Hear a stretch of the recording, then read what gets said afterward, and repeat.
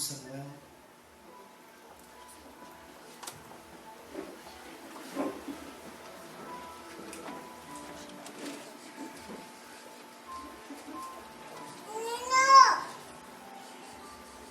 Capítulo 13.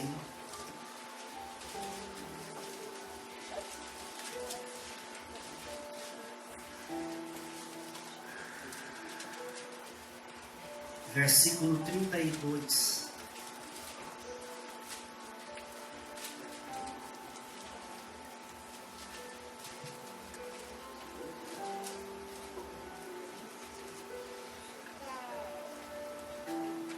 Segundo Samuel, capítulo 13, versículo 32.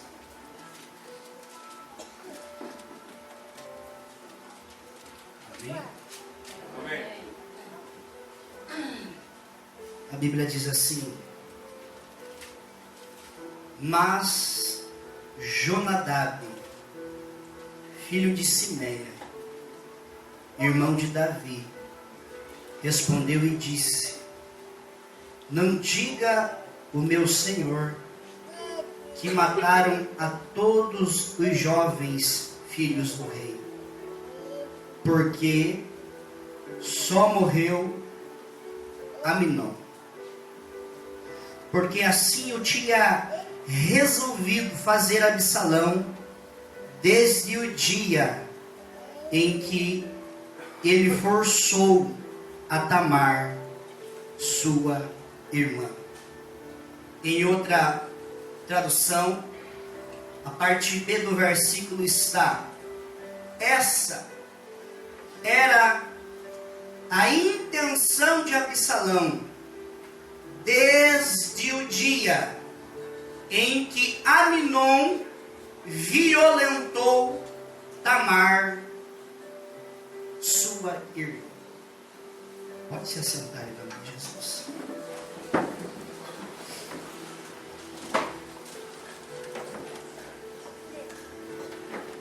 Pastor André, há um tempo atrás, ministrou uma mensagem a respeito do coração de José. Quantos estavam aqui na mensagem que ele ministrou a respeito do coração de José? Levante a mão em nome de Jesus. E pastor André, ele falou a respeito do coração de José, um coração que não se deixou influenciar por aquilo que aconteceu com ele. Recapitulando a história, José foi vendido pelos seus irmãos. Primeiro ele é jogado numa cisterna. Da cisterna ele é vendido a escravo pelos seus irmãos. De escravo ele foi comprado e foi levado à casa de Potifar. Na casa de Potifar, José ele é acusado injustamente. Da acusação injusta, ele é preso injustamente. Na cadeia, José ele discerne o sonho de um padeiro e de um copeiro, e quando acontece aquilo que aconteceu, ele fala para aquela pessoa que saiu da cadeia para lembrar dele. E a Bíblia diz que a pessoa que saiu da cadeia se esqueceu dele, e ele ficou ali mais um período de tempo. Então era para tudo aquilo que aconteceu com José já deixar o coração dele com raízes de amargura, raízes de ofensa, raízes de ódio da família, de tudo aquilo que aconteceu até o momento. E José simplesmente, ele não se deixou influenciar por aquilo que aconteceu com ele. E a Bíblia então vai dizer que o faraó tem um sonho. José então é chamado para discernir o sonho de faraó.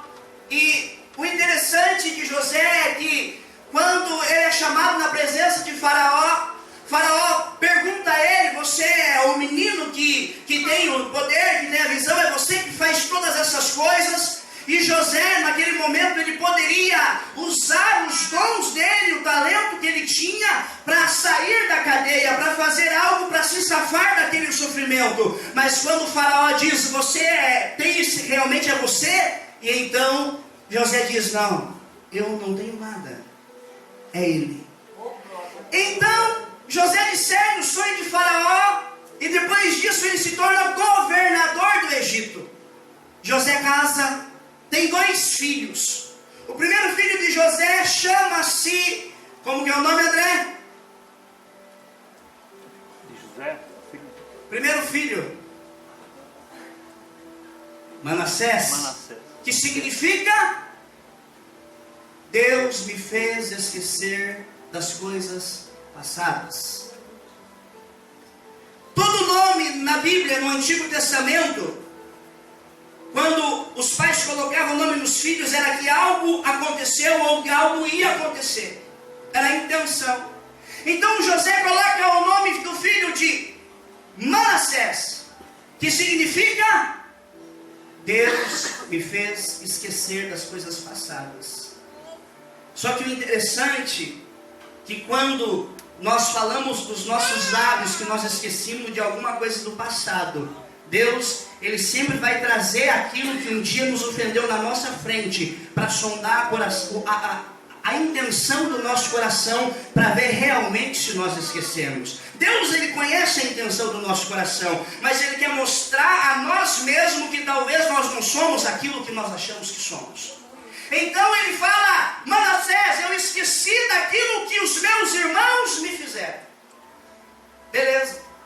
José, ele tem um outro filho e ele coloca o nome de Efraim, que significa: Deus me fez prosperar na terra da minha aflição. Deus, Ele só vai fazer você prosperar a partir do que você esquecer daquilo que fizeram para você. Deus, Ele só vai fazer você caminhar em amadurecimento a partir do momento que você olhar para trás e tudo aquilo que te fizeram, você olhar com a outra ótica, que foi uma ferramenta para preparar o teu coração, para Deus dar para você aquilo que Ele escreveu para você na eternidade, para você fazer nessa terra. E então ele tem 2 filhos. Acontece um período de vaca gorda e vaca magra no Egito. E quando chega o período de vaca magra no Egito, a Bíblia vai dizer que os irmãos de José descem ao Egito. Quem está no poder agora? José. Quem é o forte agora? José. Agora, diante de José está as pessoas que fizeram tudo aquilo no passado, que jogaram ele numa cisterna, que venderam ele a escravo, que fizeram ele ser preso, e todas aquelas coisas que José poderia se influenciar. Então José olha para os seus irmãos, ele trama ali de prender um dos seus irmãos para que pudesse vir o pai a ele e o irmão mais novo. Mas quando acontecem todas essas coisas, todo o pai e os irmãos de José estão diante dele.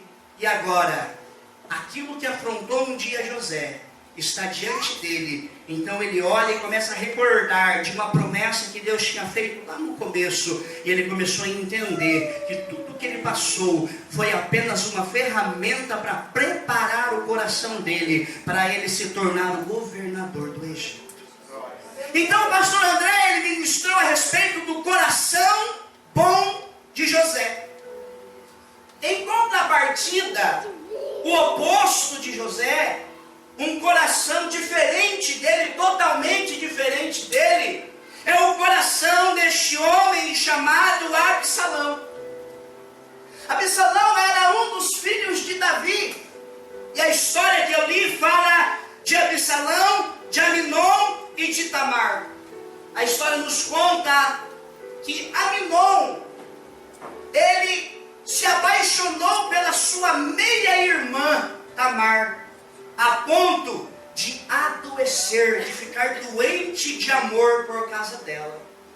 E então Jonadab, ele influencia a Absalão, melhor dizendo, a Aminon, a tramar algo, a dizer que está doente, para que Tamar pudesse chegar ao lugar onde ele estava, e para que Absalão pudesse, para que Aminon pudesse cumprir o desejo do seu coração.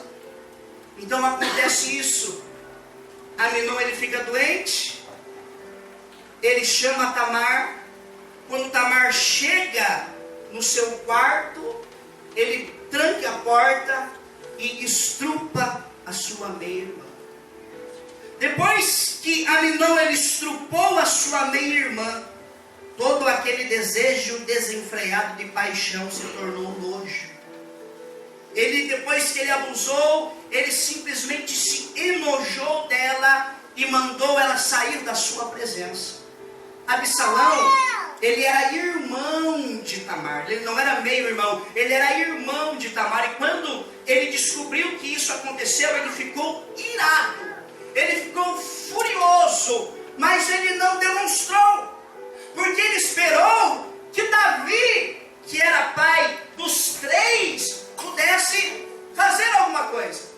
Absalão, na sua ótica de ver, ele pensou: certamente o meu pai, ele vai chamar Aminon e vai discipliná-lo, e certamente ele vai abraçar a sua filha Tamar e vai ajudar a curar esse sofrimento que ela passou diante daquilo que aconteceu. E a Bíblia diz então que Davi não fez nada, Davi se omitiu.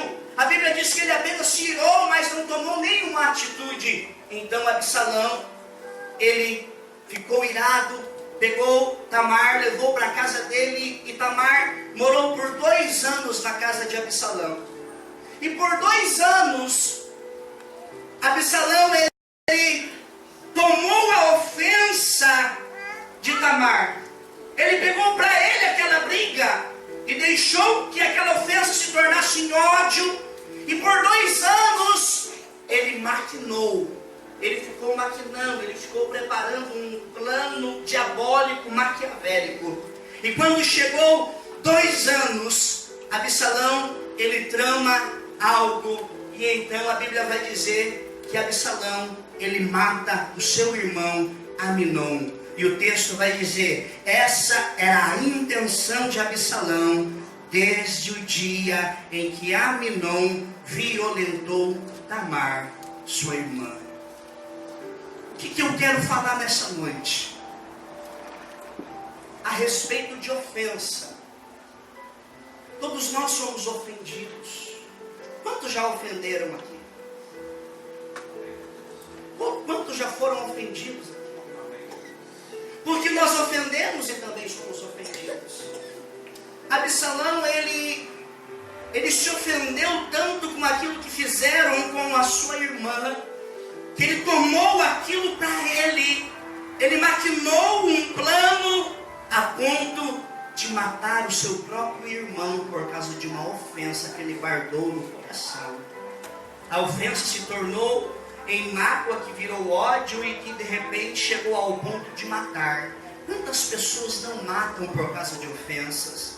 Quantas pessoas não destroem famílias por causa de ofensas? E essa foi a história da família de Davi, que acabou se destruindo, primeiramente por causa do pai. Um dia eu quero ministrar a respeito do pai, mas eu quero nessa noite falar a respeito de ofensas, a respeito de nós deixarmos ser ofendido, a ofensa descer ao nosso coração e nós acabarmos criando raízes que não procedem de Deus e acabar virando uma vida de amargura e não mais vivendo, mas sobrevivendo nessa terra. Porque há uma diferença de viver e de sobreviver. Quando você vive em paz, você vive alegre, você vive com Deus em paz. Mas quando você sobrevive nessa terra, você apenas está lutando pela lei da sobrevivência, mas há muito tempo você perdeu a vida por coisas que você guarda no teu coração. Mas o que são ofensas?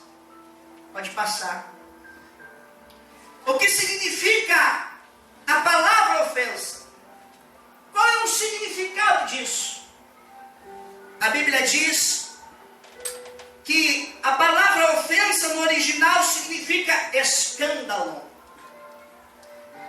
E escândalo significa vara móvel ou gancho de uma armadilha.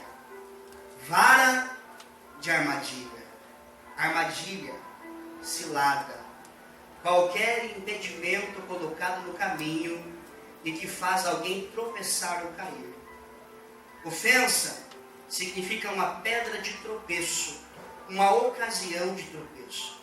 Pedra que é causa de tropeço. Para mim te explicar melhor o que é ofensa, é uma vara de armadilha. Pode passar o slide, é como que se fosse como um pescador que tem uma vara de pescar. Sobre a vara, ele tem a linha. Sobre a linha, o anzol. Sobre o anzol, a isca. Esse pescador, ele lança a vara de armadilha, esperando que alguém caia nela. Só que o interessante da pessoa que é pescador, que ela sabe muito bem que tem peixe que se pega com minhoca. Mas tem peixe que se você jogar a isca chamada minhoca, você não pega ele. O pescador, ele sabe muito bem como pegar cada tipo de peixe. O pescador, ele sabe a fraqueza de cada peixe. O pescador, ele sabe muito bem o que ele vai colocar na vara de armadilha para mim e para você cair nela. Hoje, esse pescador que está com essa vara de armadilha significa o diabo. O diabo, ele lança a vara de armadilha, esperando que nós, que somos símbolos de peixe, porque o cristianismo tem o símbolo do peixe, esperando que nós, na nossa fraqueza, venha e caia na sua armadilha. Ele prepara um momento de tropeço, para que realmente a gente abocanhe aquilo ali e saia no verdadeiro propósito de Deus. O interessante que ele conhece a nossa fraqueza e sabe muito bem ainda os lugares que nós não vencemos. O diabo, ele jamais vai tentar você naquilo que você já venceu. O inimigo, ele jamais vai preparar uma armadilha naquilo que o teu coração já amadureceu. Se nós caímos em um erro e voltamos a cair no mesmo erro, é porque nós não vencemos, nós não amadurecemos naquilo ali. Então o que ele faz? Vira e mexe, ele joga a isca e nós caímos no mesmo erro, porque nós não amadurecemos o nosso coração naquilo. E o interessante de tudo isso é que muitas das vezes nós não se damos conta de quantas vezes nós caímos no mesmo erro e esquecemos de olhar para dentro de nós, olhar a condição do nosso coração e começar realmente fazer um tratamento de maturidade. Nós não estamos aqui simplesmente para ir ao céu. Paulo vai dizer que até que Cristo seja formado dentro de nós, até que o caráter de Cristo seja formado dentro de nós, até que o meu coração seja preparado igual o coração dele. E se as nossas atitudes não demonstram que o nosso coração é igual ao coração de Cristo, Lúcifer, o diabo, melhor dizendo, ele sempre vai lançar a vara de armadilha naquilo que é a tua fraqueza, naquilo que é a minha fraqueza. Irmão, você sabe qual é a tua fraqueza? Talvez ninguém saiba qual é a tua fraqueza, mas você sabe. Você sabe aquilo que o diabo prepara e você cai facinho. Você sabe muito bem aquilo que você não conseguiu vencer. O problema é que nós gostamos de brincar com o pecado. O problema é que nós gostamos de brincar com essas coisinhas. E eu não estou falando apenas quando se fala em pecado, se fala em prostituição. O problema da igreja é isso. E não é simplesmente prostituição. Quando eu abro a minha boca e começo a falar algo a respeito de alguém, eu estou cometendo pior do que pecado, porque iniquidade é acima do pecado, porque eu sei que eu não posso fazer e eu faço. A igreja não comete pecado mais.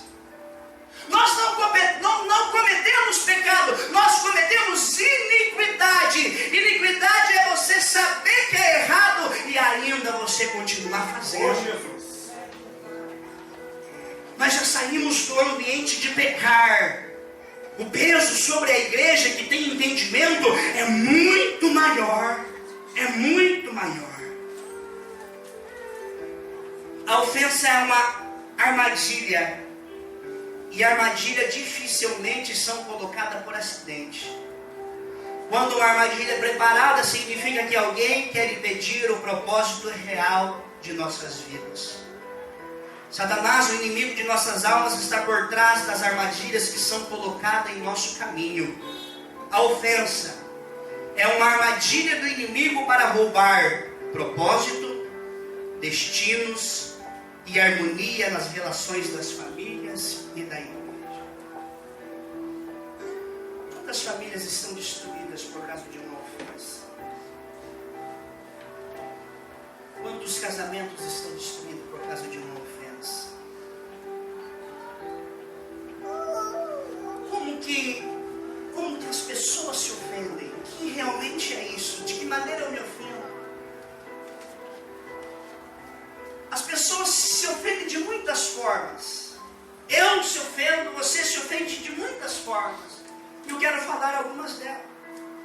São coisas simples que tiram a pessoa da igreja. Primeiro motivo de ofensa: passamos pelas pessoas e não cumprimentamos elas. Talvez eu cumprimentei o irmão do lado aqui, esqueci de cumprimentar o irmão aqui que está do outro lado. O irmão já se ofendeu, o cara é ignorante, o cara é metido. Não, essa igreja aí não tem comunhão, não, eu vou sair desse lugar. Não me cumprimentou, não me saudou. E simplesmente a pessoa se ofende e vai embora. Como que as pessoas se ofendem? A mensagem que foi pregada foi para me atingir. Ah, não. Descobriu o que eu estou passando e pregou lá em cima lá para atingir a minha vida. Não, descobriu o que está acontecendo e agora foi lá em cima lá e desceu a ripa. Está falando para mim, sabe o que eu estou vivendo? Não, descobriu e está pregando, contaram para ele. Então, com uma ofensa, a pessoa sai da igreja. Imagine se não existisse ofensa dentro da igreja. Essa igreja aqui pegava São Silvestre inteira, do tanto jeito que passou aqui e saiu por causa de alguma ofensa. Por que as pessoas se ofendem? Porque não são visitadas. Ah, o pastor ele visitou todo mundo e não chegou aqui. Ah, fulano ele visita todos, mas ainda não chegou aqui. Eu não quero mais ir naquela igreja. Não sabe o que o pastor passa, não sabe o que o pastor vive, não sabe o sacrifício, simplesmente se ofende e vai embora. Por causa de uma ofensa. Por que as pessoas se ofendem? Porque fulano foi consagrado ou entrou em algum departamento e ele não. Poxa, estou tanto tempo aqui. Eu dou a vida para essa igreja e de repente chega alguém aí, já é consagrado e eu não. Não, já chegou hoje, já colocaram na coreografia, não, já chegou hoje, já colocaram no grupo de louvor, eu estou tantos anos aqui, não está certo isso. Se ofendeu, deixou a ofensa descer no coração, criou ódio e se afastou. Porque as pessoas se ofendem, tomam a dor das pessoas que amam. Absalão. É tão interessante quando acontece alguma coisa com aquele que está no meu círculo familiar. Aí o que diz? Mexeu com ele, mexeu comigo.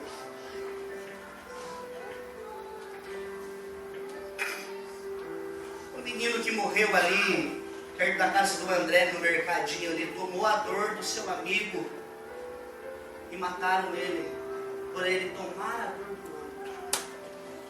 No sentido de se ofender por aquilo que ele fizeram. Quantas mães não se ofendem por causa que tocam nos seus filhos? Quantas mães não se ofendem quando acontece algo dentro da igreja? No meu filho não! Eu roubo amanhã se tocar no meu filho!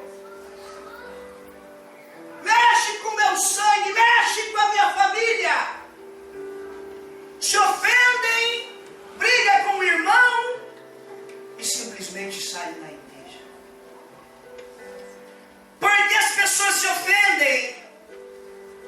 Porque ela descobriu que os irmãos falaram mal dela ou dele.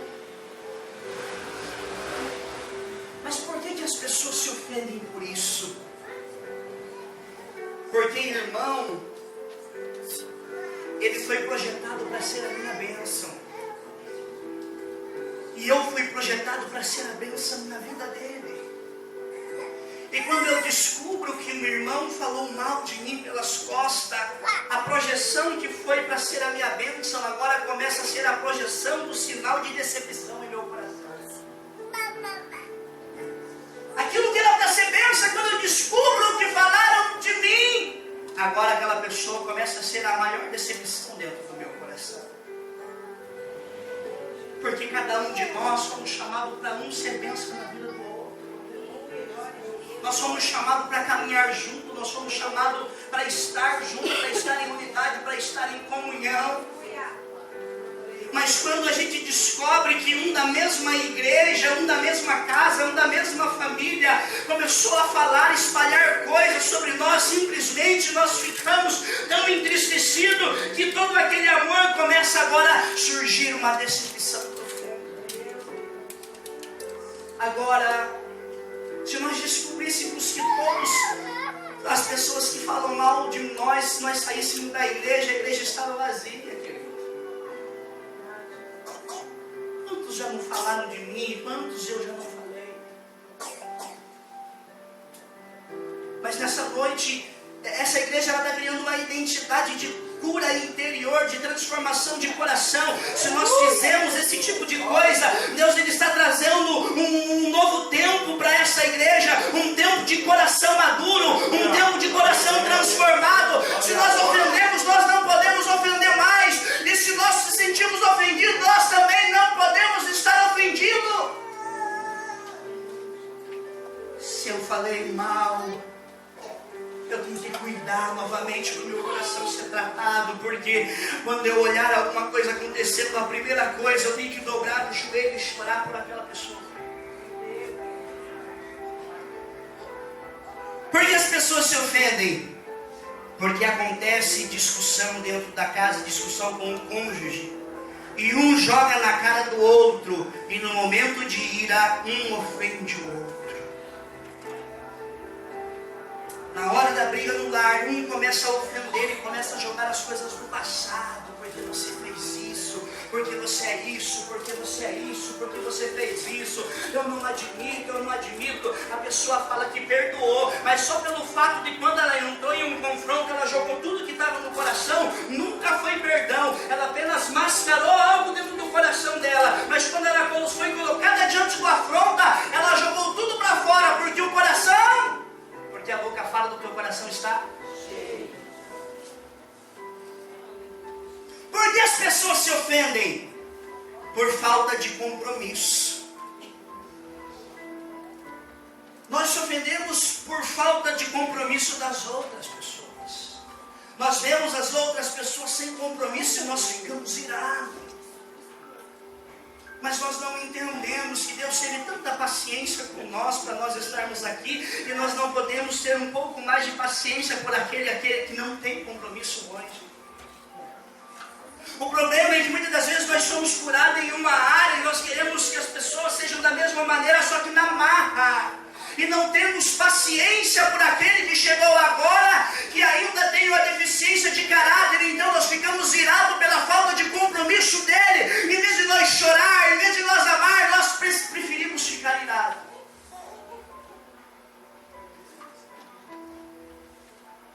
Por que as pessoas se ofendem? Pela falta de caráter do irmão. Quando nós se ofendemos pela falta de caráter do irmão, é porque nós esquecemos de olhar no espelho e ver a nossa condição interior. Vai dizer que você é perfeito. Vai dizer que você está 100%. Aí nós olhamos e ficamos ofendidos porque a pessoa não vai para frente, porque a pessoa só cai, porque a pessoa não quer compromisso com nada.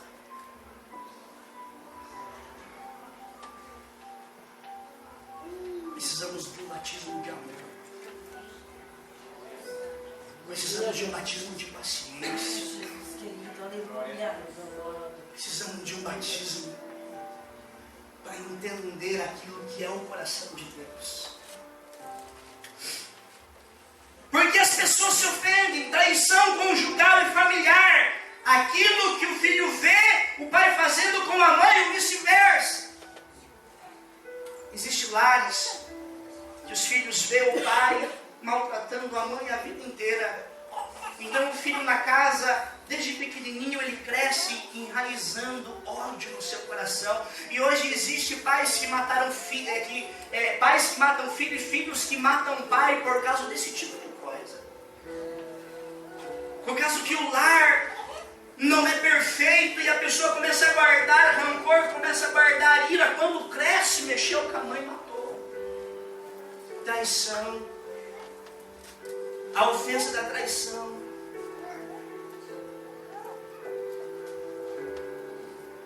Porque as pessoas se ofendem. Sentimento de abandono.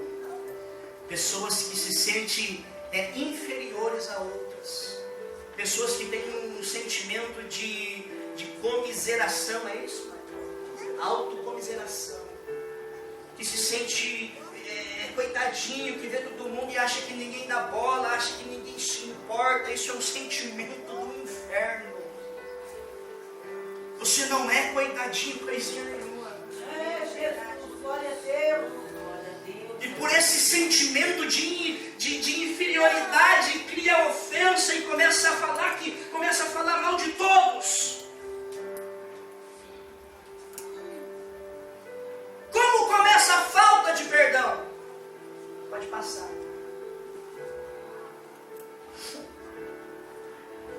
A falta de perdão, ela inicia com a ofensa. Inicia. A ofensa é o primeiro passo. O que é a ofensa? Aquilo que eu falo por palavras e aquilo que eu falo por atitudes. A minha atitude pode ofender o meu irmão. Aquilo que eu digo pode ofender o meu irmão. Aquilo que o irmão vê eu fazendo pode ofender ele. Ofensa. A falta de perdão começa com a ofensa. A ofensa é uma semente que, lançada no coração, ela começa a virar ressentimento. Depois do ressentimento, ela vira uma falta de perdão. A ofensa, quando ela desce ao coração, é como uma semente que é enraizada com amargura no coração. E quando ela cria uma amargura, então cria-se um ódio no coração. E do ódio acontece a morte espiritual. Através da ofensa acontece enfermidade física. A pessoa que tem ódio no coração, ela chega ao ponto de sofrer enfermidades físicas.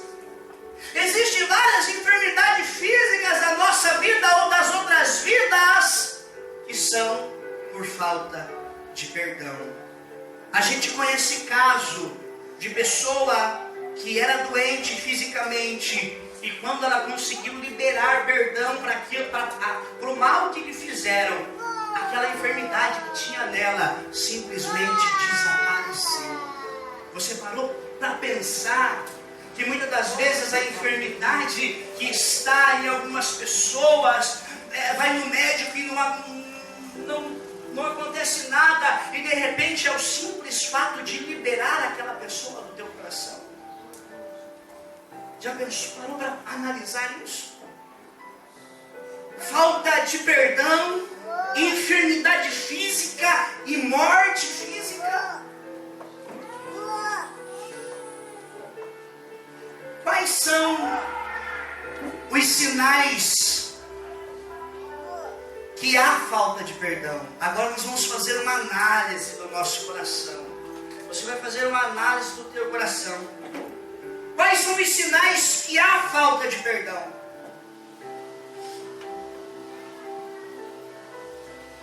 A pessoa que te feriu, a pessoa que te machucou, você fica pensando nela, um pensamento de vingança. Pensamentos que passam sobre a tua mente, de se vingar daquilo que... Mesma coisa que aconteceu com Absalão, 2 anos. Ele não demonstrou nada. Se você ler o texto inteiro, a Bíblia vai dizer assim, que Absalão não demonstrou nada, mas ele tinha ódio. Existem pessoas que não demonstram, mas ficam maquinando, ficam pensando vingança. Um dia você vai ver, um dia você vai pagar por todo o sofrimento que você fez eu passar. Um dia eu vou te dar o troco, espere que a tua hora um dia vai chegar. Pensamentos de vingança. Segunda coisa, quando existe a falta de perdão numa pessoa, se alegra quando acontece algo de mal com a pessoa que te ofendeu. Esse é o mais comum. Porque muitas das vezes a pessoa que te ofendeu, acontece algo, acontece um acidente, a nossa capacidade é dizer, Deus é justo, entrou na minha causa. Eu sabia que a hora ia chegar e que Deus ia pesar a mão na vida dele. Não é isso? Não coloca Deus no meio daquilo que você não conseguiu liberar, não, irmão.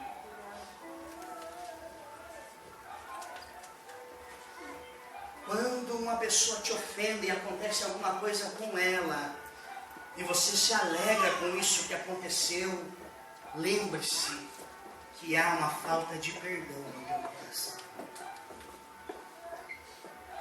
Sente dor no coração quando lembra da pessoa que lhe fez mal. Quando lembra do momento que feriu. Quando lembra das palavras que foi proferidas. Quando lembra da atitude que lhe fizeram. O coração parece que ele é esmagado na hora. O coração parece que...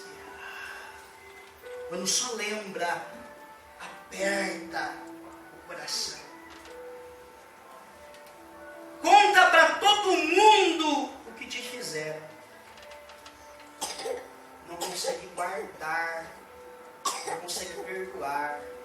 Mas aonde você vai, aonde a pessoa vai, ela começa a falar da dor, a falar do ferimento, a começar é interessante que o último é, pensa que a pessoa lhe ofendeu, que lhe ofendeu não tem nenhuma qualidade, então você vai na casa da outra pessoa e começa a fazer uma imagem daquela pessoa que te ofendeu, como que se fosse a imagem da pessoa mais terrível do mundo.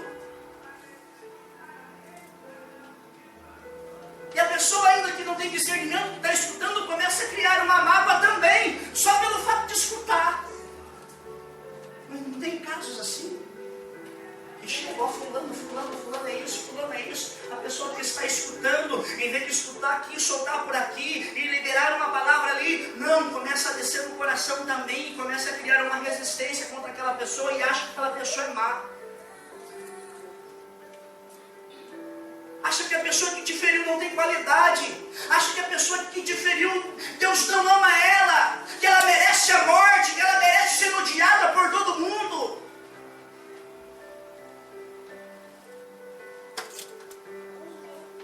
Provérbios 18, 19. É mais difícil ganhar de novo a amizade de um amigo ofendido do que conquistar uma fortaleza. As discussões estragam as amizades. É mais difícil ganhar de novo a confiança, o amor, a amizade de um amigo ofendido do que conquistar uma fortaleza. As discussões estragam as amizades.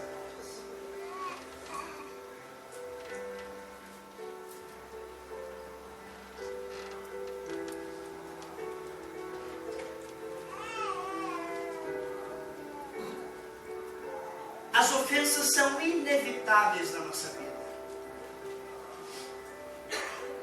Lucas capítulo 17, versículo 1, a Bíblia diz assim: e disse aos discípulos: é impossível que não venha as ofensas, mas ai daquele por quem vierem.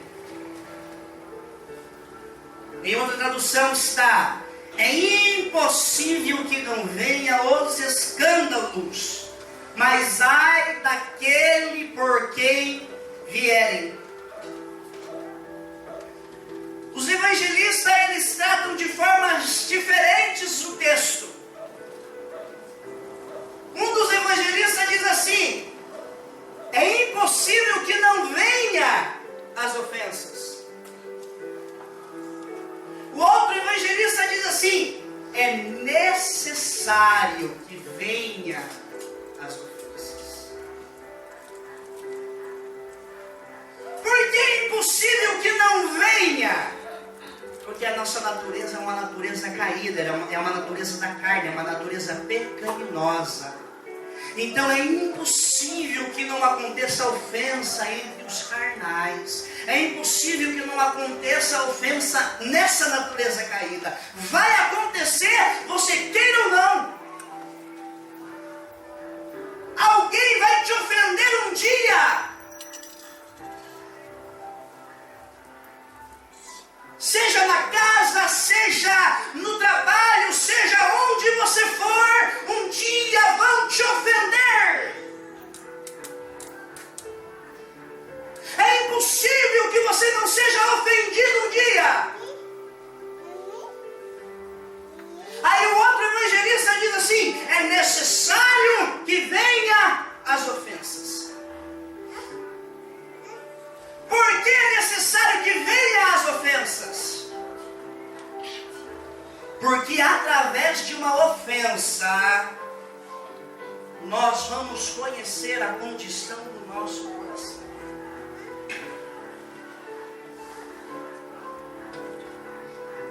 Quando me ofendem, a maneira que eu tratar a ofensa vai demonstrar a condição que está meu coração. Então é necessário que venham os escândalos, é necessário que venham as ofensas, para que eu possa ver a condição verdadeira do meu coração. Não aquilo que eu acho que o meu coração é, mas aquilo que o meu coração verdadeiramente é.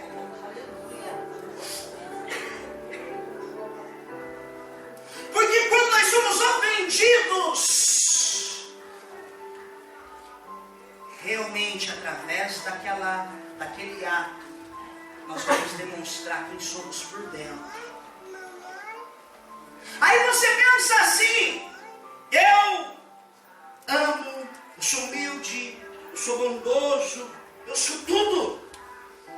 Porque nunca você sofreu um nível de afronta diante da tua cara. Nós achamos que somos bons até o momento que a afronta vem diante de mim. E por que é necessário que venham as afrontas? Tiago capítulo 3, verso 2 diz assim: porque todos tropeçamos em muitas coisas. Se alguém não tropeça em palavra, o tal é perfeito, maduro e poderoso para também refrear todo o corpo. O interessante é que ele diz: porque todos tropeçamos em muitas coisas. Ele já está dizendo que nós tropeçamos em várias coisas, e ainda assim nós tropeçamos através daquilo que sai da nossa boca. Porque aquele que não tropeça naquilo que sai dos lábios, ele já alcançou um nível de maturidade no coração. Ele já aprendeu a criar um antídoto no coração, que quando as pessoas ofendem ele simplesmente: Deus te abençoe, e vira as costas e vai embora. Quando as pessoas xingam, maltratam, descobrem coisas, ele simplesmente: Deus te abençoe, e vai embora. Ele aprendeu, ele deixou Deus amadurecer o coração dele. É necessário que venham as ofensas para que se manifestem os aprovados. 1 Coríntios capítulo 11, versículo 19. Pois é necessário que haja divergência entre vocês. Poxa Deus, você quer que a igreja fique em divergência, entre em escândalo, um ofenda o outro? Pois é necessário que haja divergência entre vocês, para que sejam conhecidos quais entre vocês são aprovados. Através da divergência entre nós, através das ofensas entre nós, Deus, Ele vai manifestar a pessoa que é aprovada, através da atitude dela diante da ofensa que ela recebeu. Então é necessário que venham as ofensas dentro da casa do Senhor, muitas das vezes para mostrar quem é quem, que realmente tira a capa, mostra o coração e mostra que não é todo aquilo que nós achamos que é. Então Deus vai mostrar quem é aprovado. Mas você é reprovado, aquele que se ofende, você vai continuar passando pelo processo até você aprender a não se ofender mais. O texto não está dizendo que Deus vai te excluir. O texto está dizendo assim, ó, eu estou mostrando a condição do teu coração para você melhorar. Eu quero que o teu coração seja igual ao meu. Eu quero que o teu coração seja maduro igual ao meu. Eu quero que o teu coração seja perfeito igual ao meu. Você ofendeu, as pessoas te ofenderam e você continuou ofendendo. Te xingaram, você xingou. Falaram mal de você, você falou mal também. Meu Deus, não pode acontecer isso.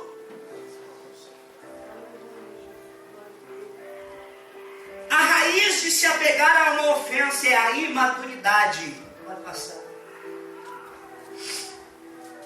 Ser facilmente ofendido e permanecer assim são características principais de uma pessoa que é espiritual e emocionalmente imatura.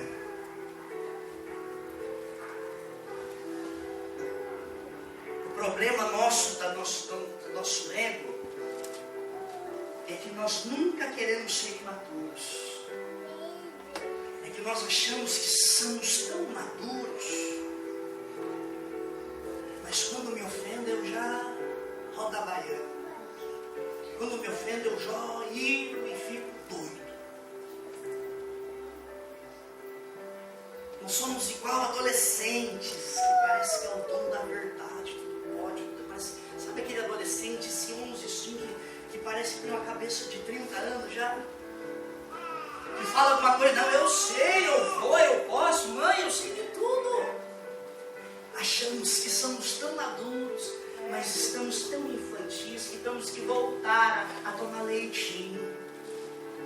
É através disso daí. Algumas pessoas escolhem viver em imaturidade perpétua por não querer abandonar uma ofensa. O pior não é se ofender. O pior é não querer abandonar a ofensa. É não admito isso. Isso é demais. As seguintes características são evidentes naqueles que são espiritualmente e emocionalmente imaturos. Pessoas imaturas são facilmente ofendidas por outros. Você se ofende facilmente? Quando falo mais alto com você, como que você se sente? Quando xingo, como que você reage? Quando você descobre que alguém falou mal, qual é a reação do teu coração? Quando te traem, qual é como é a condição do teu coração? Pessoas imaturas são facilmente ofendidas por outros.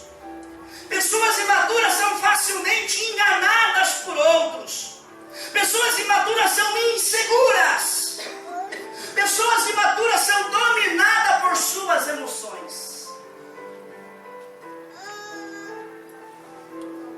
Pessoas imaturas não consegue exercer domínio próprio. Pessoas imaturas ficam ofendidas quando são corrigidas. Porque eu tenho a razão. Sabe por que Deus falou para Adão e Eva não comer da árvore do conhecimento do bem e do mal? Porque depois que eles comessem, Adão e Eva iam entender o que era a razão, e eles iam começar a agir pela razão. E quando eles comeram daquele fruto, Deus chega no jardim e pergunta: ô Adão, o que aconteceu? Ele não assumiu a culpa, não, a culpa foi dela, eu tenho a razão, jogou para ela, aprendeu o que era a razão. Deus vai perguntar para Eva: ô Eva, o que aconteceu? Não, eu tenho a razão, foi a culpa da serpente. E assim, nós, quando vem a afronta, diz: não, eu tenho razão, ele me ofendeu, eu tenho a razão. A gente, quando chega diante de uma afronta, a gente vai fazer de tudo para se escapar e jogar aquilo que aconteceu nas costas do outro, dizendo que nós temos a razão. Pessoas ofendidas, que se ofendem facilmente, agem pela emoção da alma. Por que eu estou ministrando sobre isso? Porque Deus, Ele está trazendo um tempo novo a essa igreja. Ele está trazendo um tempo novo para todos nós. Deus, Ele está trazendo algo, Ele está trazendo a oportunidade de nós sermos curados em muitas coisas que ainda não fomos e que achamos que fomos. Porque Ele quer trazer do céu algo mais forte para nós.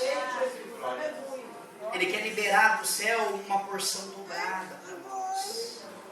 Mas nós não vamos receber enquanto o nosso coração ainda estiver com as raízes de coisas do passado.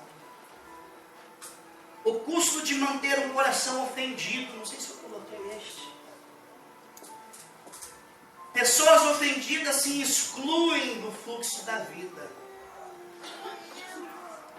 Pessoas que são isoladas das outras experimentam uma perda de liberdade ao excluírem a si mesma do fluxo normal da vida e de suas atividades, seja da família, da igreja, de qualquer outro lugar. Pessoas que deixam a ofensa entrar no coração, que deixam o ódio entrar no coração aos poucos, ele vai se retirando de cena. Quando você vê, ele não está mais no ambiente normal do fluxo da vida, no ambiente normal da igreja, todos os dias de culto. Você vê que ele já parou de vir, e quando você muitas das vezes vai fazer uma visita, e então ele, com o coração ferido, ele começa a liberar tudo aquilo que ele se ofendeu. E simplesmente se exclui. E o problema de se excluir do corpo de Cristo é que o inimigo entra em cena. Pessoas ofendidas frequentemente se isolam dos outros, tornam-se reclusas. Apegar-se a uma ofensa atrapalha o crescimento espiritual das pessoas, porque elas voltam a ser controladas pela natureza pecaminosa, a qual volta a aflorar. Elas encontram refúgio em comportamentos antigos, porque pararam de avançar em maturidade e afastaram seu coração de Deus e das outras pessoas. Elas se fecham e se escondem nas suas dores, portanto, não mostra mais emoções e nem se abre mais com as outras pessoas e sentem medo de desenvolver novos relacionamentos.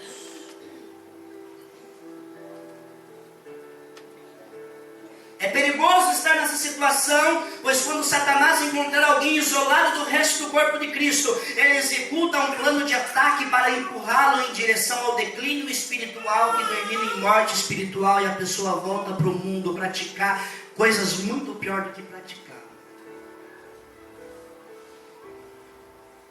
Quando os irmãos de José lhe ofenderam jogando na cisterna, lhe ofenderam vendendo ele para ser escravo, e aconteceu todas as coisas com ele, o que ele fez? Ele pegou aquela ferramenta que era para destruir ele e converteu em uma ferramenta que amadureceu o coração dele para ser o que ele iria ser em Deus.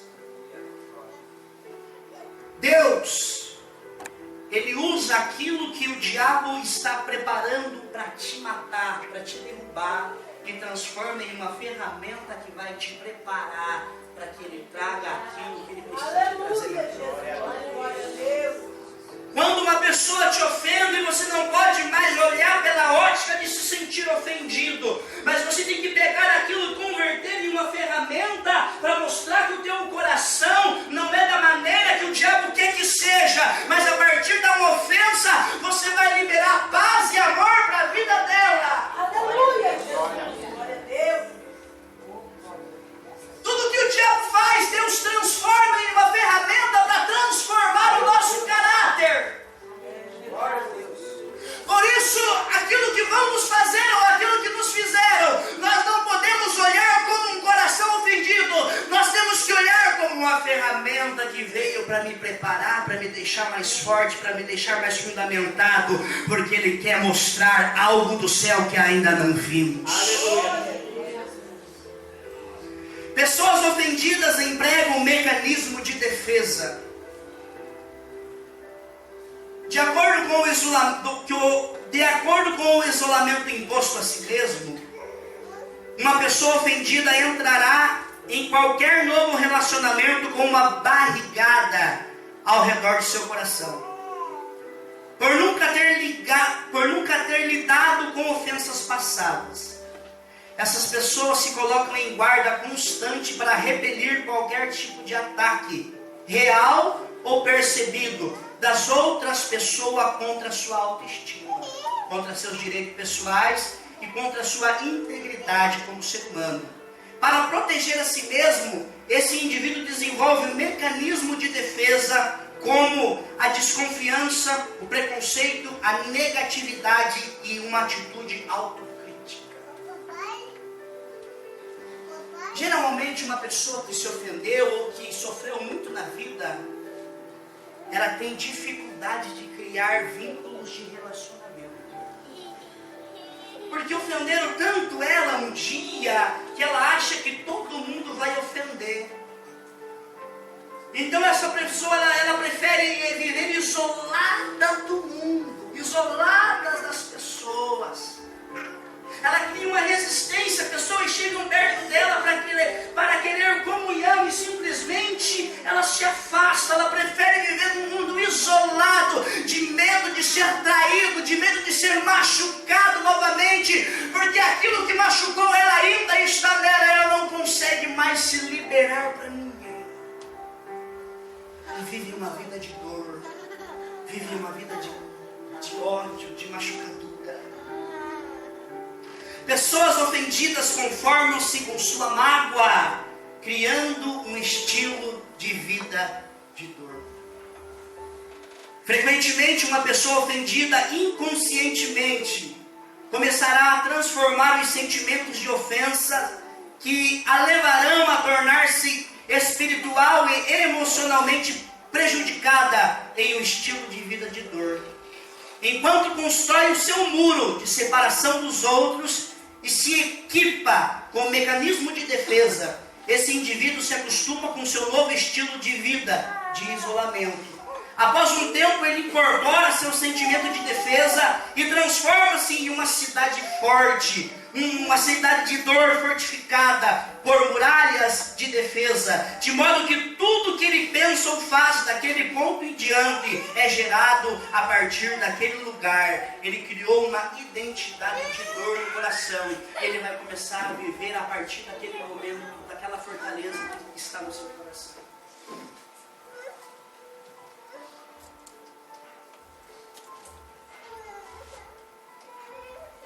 Você é ofendido por alguém? Você guarda mágoa de alguém? Alguém te traiu e você não conseguiu perdoar? Alguém falou mal de você pelas costas que você não conseguiu mais ter uma amizade sustentável?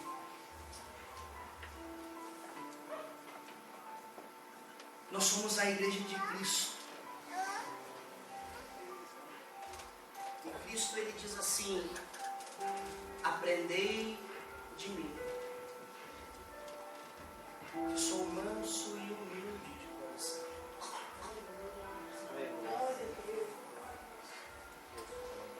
Nós estamos aqui para que o caráter de Cristo ele seja engendrado em nós e que nós possamos se tornar como Ele.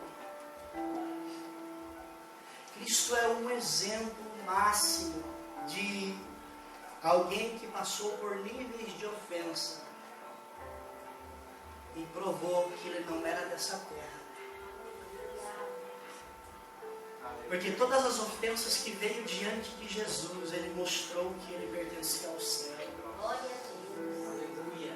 Porque aquele que é do céu, que quando recebe uma ofensa, ele não revida. Aquele que conhece a sua identidade em Deus, quando ele é traído, ele não revida. Aquele que conhece a sua identidade em Deus, quando fazem alguma coisa para ele, na mesma hora ele sabe, eu não sou daqui, eu não pertenço a essa terra. Isso faz parte da carne. Então, para nós encerrarmos, pode apagar a luz, né? Isaías 53, por favor.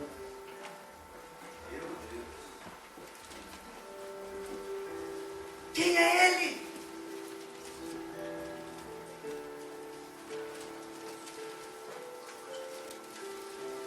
Quando que nós dizemos que somos de Cristo, mas não seguimos os seus comportamentos, nós não estamos condizendo com aquilo que Ele é. Se eu não me engano, Dalai Lama, se não me fuja a memória, conviveu com os cristãos ingleses há séculos atrás. E Dalai Lama disse aos cristãos ingleses: eu conheço o Cristo de vocês, respeito, mas o cristianismo de vocês eu não conheço. Porque o cristianismo daquele povo inglês não condizia com o Cristo que eles falavam que serviam. Cristianismo não é estar aqui na igreja. Cristianismo não é vestir uma roupa de crente no domingo, no dia do povo. Cristianismo não é ter dom de falar, de ter dons de cura, de milagres, ter dons de profecia, ter dons. Cristianismo não é isso. Cristianismo é ter o caráter de Cristo. Pastor Neil Barreto, ele tem como que se fosse não esqueci a palavra agora, de moto. Ele começou com 4 pessoas nesse negócio que ele tem de moto, de encontro de moto. E hoje tem 200 e poucas pessoas nesse encontro de moto, que é o dele, que é o grupo dele, que ele ganhou através do testemunho dele. E a metodologia de evangelismo do pastor Neil Barreto é não falar o nome de Jesus em momento algum. E não falar de igreja e nem de religião. Tem 200 e poucas pessoas hoje que se converteram através dele. A metodologia é criar relacionamento com as pessoas, amizades, sustentável. E a segunda coisa é que as pessoas vejam Cristo nele sem precisar ele abrir a boca e falar nada. Aleluia, Jesus. 200 e poucas pessoas. E de vez em quando ele está nos encontros de moto e as pessoas falam: pô, meu, você não tem cara de pastor, não. E ele diz assim: pô, meu, eu não tenho cara de pastor, mas sou. E tem muita gente que tem cara e não é. Porque cristianismo não tem cara, tem caráter. Aleluia, Jesus. Cristianismo é aquilo que vai sendo gerado em nosso coração, que é aquilo que ele é, que é aquilo que um dia ele foi e que nós vamos exalar como perfume. Perfume não se fala, se sente e apenas contamina o ambiente. Eis agora. Isaías 53, para a gente encerrar.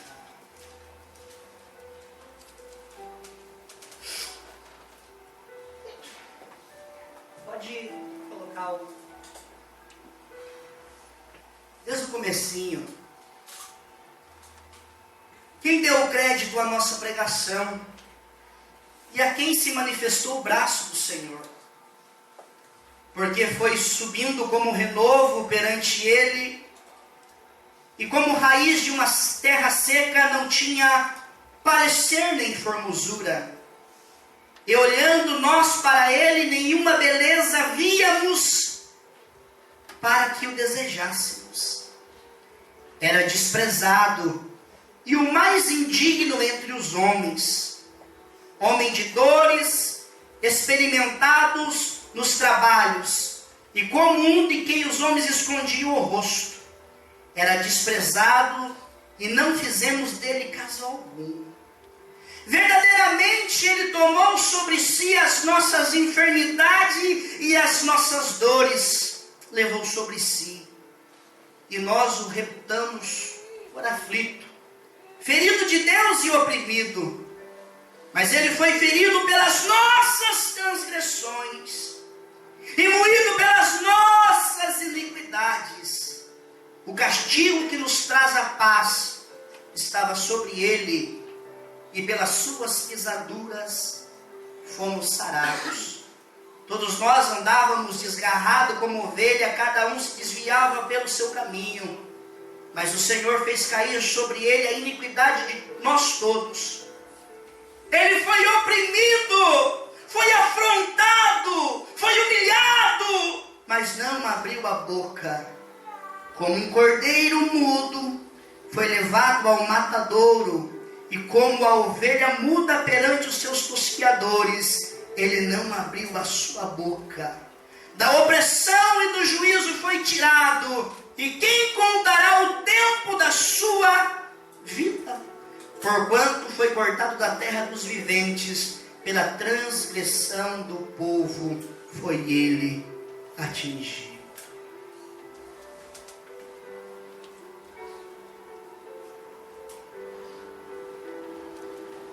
Jesus, ele foi traído pelo seu amigo Judas, que quando Judas dá um beijo nele, ele chama de amigo. Jesus, ele está indo sentindo ao sinédrio para ser julgado. Aquele que ele abraçou, discipulou e amou, o negou por 3 vezes. E diante daquele sinédrio, Jesus, por toda aquela multidão, ele é ofendido e manda o crucificar injustamente. Jesus é levado, leva 38 chibatadas sobre o seu corpo. Olham para a sua face e gospem sobre o seu rosto. Não bastando isso, pegam um pedaço de caniço de madeira e o atacam na sua cabeça. Não bastando isso, ofendem-o com palavras e pegam uma coroa de espinho e fincam sobre a sua cabeça. Não bastando isso, colocam um pedaço de madeira sobre as suas costas e colocam ele na rua central de Jerusalém e vão o açoitando, e uma multidão vai ofendendo e dizendo coisas que está atingindo a sua alma, que está deixando ele entristecido. E então ele chega no monte chamado Caveira, prendem ele naquela cruz. E uma multidão observa, xingando e blasfemando dele. E a primeira palavra que Jesus fala diante a ofensa da sua vida, Jesus olha para o céu e diz: Pai, perdoa eles não sabem o que fazem. Perdoa os que cuspiram em minha face, perdoa aqueles que me açoitaram nas costas, perdoa aqueles que me crucificaram, porque aqueles que me crucificaram estão me levando para um propósito maior. Só depois de nós aceitarmos ser crucificados através das ofensas é que nós vamos entrar no propósito maior que Deus tem para nós. Todas as vezes que as pessoas te ofenderem com palavra, lembre-se que as pessoas estão com um martelo e com um prego, te pregando na cruz que foi feito para matar a tua carne, para você viver uma vida no Espírito. Você não foi chamado, querido, para carregar uma cruz a vida inteira. Você foi chamado para pegar a tua cruz, entrar na rua central de Jerusalém e morrer nela. Porque a partir de você morrer nela, você vai começar a ter uma vida no Espírito. Aquele que quer vir após mim, negue-se a si mesmo, pegue a sua cruz e me siga. Jesus, ele estava dizendo assim, no momento da sua morte, ele estava dizendo assim, aprendam comigo, olhem o que eu estou fazendo e façam igualmente. Ele diz assim, eu sou um modelo, aprendam comigo. Negue-se a si mesmo, negue a vontade de não querer carregar a cruz, negue-se a vontade de ofender no momento que vão te ofender, negue-se a vontade de não perdoar no momento que te trair, negue a vontade da carne, pega esse peso, traz para o Gólgota, traz para o monte do Calvário, morre na cruz para que ela enfraqueça a tua carne, para que você venha ter uma vida no Espírito. Todas as vezes que te ofenderem, que te traírem, que te machucarem, que te desprezarem, lembre-se que são pessoas que vão te ajudar a te levar para o propósito maior em Deus. Não olhe isso como ofensa, mas olhe isso como uma ferramenta de Deus que vai trabalhar o teu coração, que vai trabalhar o teu homem interior. É necessário que morramos para que possamos dar vida para as pessoas. Rodrigo, se puder cantar para sempre. Se coloque em pé em nome de Jesus.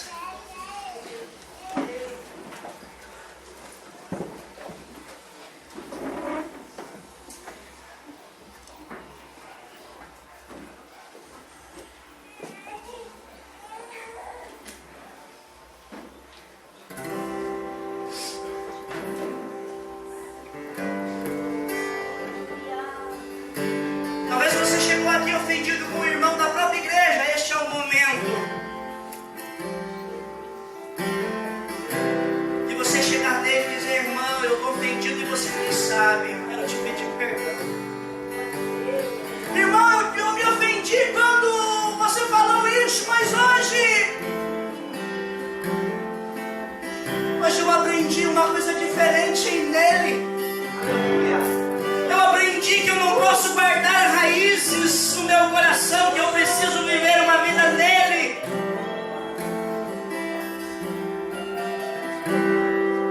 Se você está aqui, tem o coração ofendido, foi entristecido, foi machucado, foi traído, foi acusado injustamente, e hoje você carrega uma mágoa no teu coração há de tempos, de anos, ou de alguns dias que te ofenderam.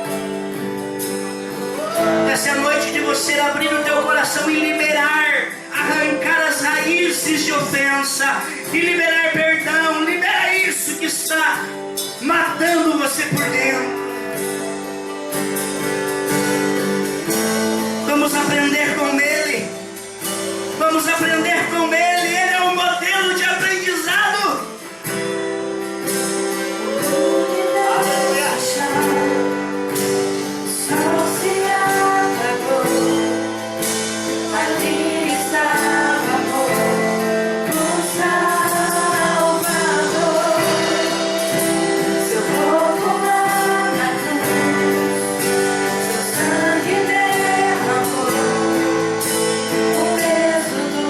Pecado.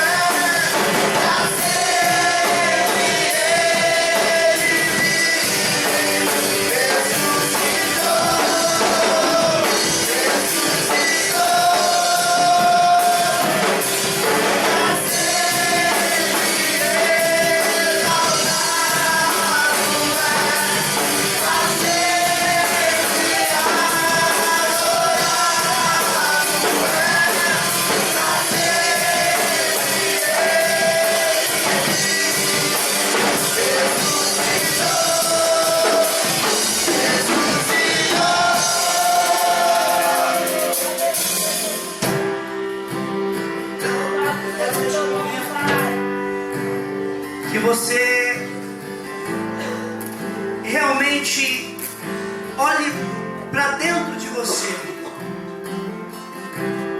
Nesses dias, Deus ele está nos pedindo para olhar para dentro de nós. Não olhar mais para o erro do irmão, para o erro da igreja, mas para olhar para o erro próprio. Para a deficiência do meu caráter. Olhar para dentro de mim e ver a necessidade de transformação. E nessa noite eu quero que você olhe para dentro de você com toda a sinceridade de coração. Eu não ministrei nada para te ofender, eu ministrei para nós crescermos juntos em Deus. Um corpo ele não pode crescer mais rápido que o outro. Nós temos que crescer como corpo igualmente. Nós temos que amadurecer todos juntos. Aleluia! E nessa noite eu quero que você olhe para dentro de você e olhe aquilo que você precisa mudar. Qual é a vara de armadilha que o Satanás tem jogado e você tem abocanhado com facilidade? Isso que você tem abocanhado com facilidade é o lugar que ainda você não venceu no teu coração e que você precisa começar a entender e lutar para vencer. Coisas práticas da vida que você ainda não venceu e que eu ainda não vencemos e que nós precisamos vencer. Ofensas. Que nós não possamos ofender e que também nós não possamos ficar ofendidos, porque Cristo não se ofendeu quando lhe ofenderam. Que nós possamos amar os nossos irmãos em vez de falar mal dele pelas costas. Que nós possamos, em vez de espalhar a desgraça, começar a chorar pela graça na vida do irmão. Que nós possamos orar mais, chorar mais e falar menos, entrar numa dimensão espiritual, para que a potestade, para que o principado, para que as hostes espirituais, elas possam ir embora deste lugar, dessa cidade, pelo nível de justiça que nós entraremos a partir do nosso coração, entrar no nível de maturidade. Não é o quanto eu prego que vai transformar a cidade, é o quanto meu coração foi transformado nele. Não é o quanto eu sei de Bíblia, mas é o quanto aquilo que eu sei me transformou que vai fazer acontecer alguma coisa. Então vamos pregar menos e vamos viver mais o que pregamos. Eu não estou falando para vocês, eu estou falando exclusivamente para mim. E eu quero que você feche os seus olhos. Olhe para dentro de você aquilo que realmente você precisa de uma quimioterapia espiritual, um tratamento agressivo. Que nessa ceia você faça um pacto no teu coração com Deus, como um dia Daniel assentou no seu coração, não se corromper. E que você passe esse mês em guerra com o mundo das trevas, dizendo: você não vai me tocar, você não vai fazer